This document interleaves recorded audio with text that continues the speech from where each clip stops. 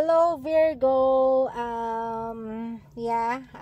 So Virgo reading for today. Let's see. Virgo, of course hindi mag-resonate po sa lahat, and if ever mag-resonate or you find this video entertaining or medyo nagustuhan naman, palike naman po.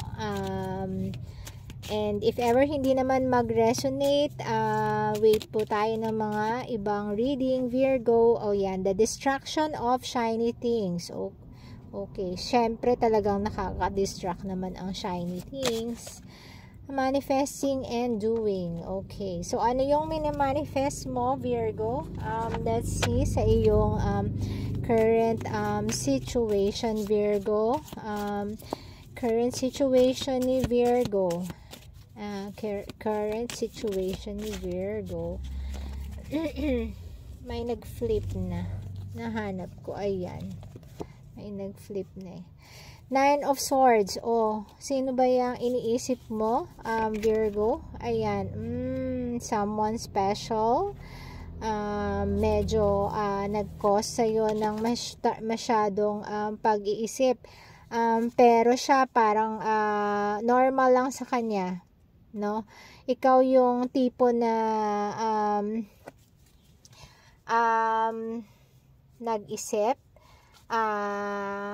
and then merong kung ikaw ito siya, meron naman may match naman kayo, perfect union naman kayong dalawa, perfect parang soulmate kayong dalawa ni neto. Merong fire energy, also very passionate ang inyong relationship. Dito Aries, Leo, Sag. Aries, Leo, Sag, o pwede rin meron ding Gemini. So ayan, tingnan natin kung ano ba yung ano ba tong current situation mo. Six of Cups. Knight of Wands. Scarcity. Ano kaya? Scarcity. Tapos Strength, Hermit, Strength, and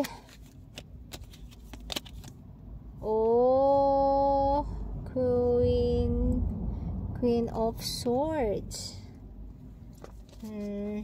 Queen of Swords, Nine of Swords. Ayan, Virgo. So, Virgo, before, medyo aloof ka, medyo mahilig kang mapag-isa, Virgo. And then, sa past mo, medyo warrior ka talaga. Merong nagre-reflect dito na warrior ka. And then, itong ka-relationship mo, someone na talagang nagpaplano naman ng future ninyo. And, gusto niya makapag-provide or maging maganda ang inyong maybe future together. So parang medyo biglaan yung decision na either isa sa inyo gustong lumayo or mag-work remotely. So kinakailangan daw na ng strength dito sa inyong relationship. Medyo kakapusin ng time, and medyo nag-iisip ka na baka magkaroon siya or makakilala siya ng iba, or pwede rin ikaw yung lalayo and si partner ang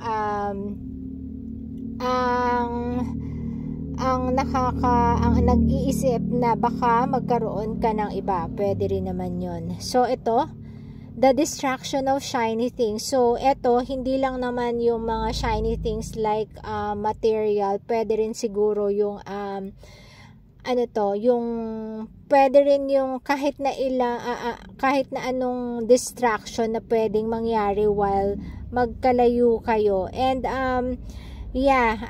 tandaan na kung ano yung minamanifest mo, yun ang magre-reflect. So, maybe if you really need this na mag-work kayo for your future, kasi ito nakalagay dito, perfect kayo, perfect match kayo, lovers. So, if you really need this opportunity na mag-work separately, kailangan tatagan nyo yung loob nyo. Ayan, kailangan lakasan nyo ang loob nyo. We are going to close off this reading. So yan, 4 of Cups. Okay, 4 of Cups. Ayan, 2 of Cups, 5 of Swords. Yan, Virgo, if mag-isip ng negative, pwedeng anihin ay negative.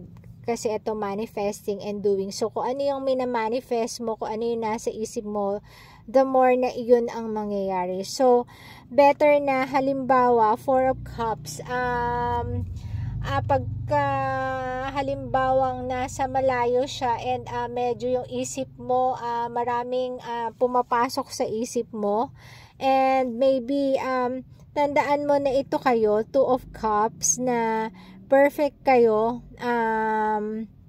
perfect match kayo, lovers din kayo, so perfect talaga kayo yung union nyo. And 5 of Swords, yan, magkakaroon kayo ng mga conflict, hindi yan maiiwasan sa mga LDR, and you need na i-anticipate to, and kung paano nyo medyo mababawasan to, kailangan pag-usapan nyo kung paano nyo i-addressan tong conflict na to, kasi hindi yan maiiwasan talaga pagka magkalayo, or maiiwasan siya if meron kayong lakas ng loob na solusyonan yung mga bagay-bagay. And higit sa lahat, tandaan na kung ano yung minamanifest mo, yun ang kadalasan nangyayari. So, be positive lang, and yung mga distraction ng kahit ano, iisang tabi na lang. Ang i-manifest na lang kung ano yung magagandang mangyayari sa relationship nyo and yung pagbuo nyo hanggang maging future ninyo. So, ayun lang, Virgo. Sana nakatulong, and thank you, and God bless.